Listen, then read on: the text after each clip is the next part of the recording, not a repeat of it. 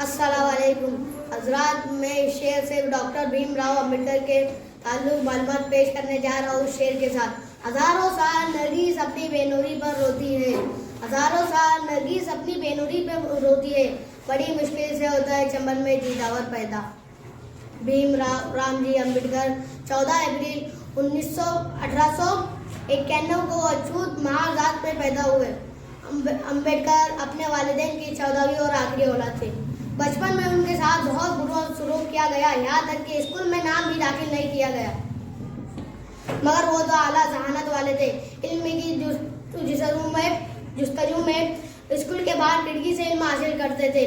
एक दिन उस्ताद ने क्लास में बच्चों से सवाल किया, मगर उसका जवाब खिड़की के बाहर स्कूल के बाहर खिड़की से आया। उस्ताद हैरत ज़दा हो गए कि कौन बाहर खड़ा है और सही जवाब दे रहा है। वो कोई और नहीं बल्कि अंबेडकर थे।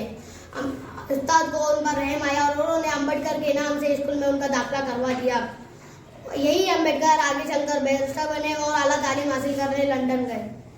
उनकी तालीम BA, MA, master of science, barrister, मुफस्सिरे कानून, माहिर इमरानियात, माहिर इंसानियत और माहिर तालीम है। उनके पास तालीम की 12 डिग्रियाँ थी। उनकी वफ़ात 6 दिसंबर 1956 को हुई। यही एक भारतीय कानूनदान, सियासी रहनुमा, फलसफी, इंसान दोस्त, तारीखदान और मजहब इस्लाम से बहुत मुतासिर थे।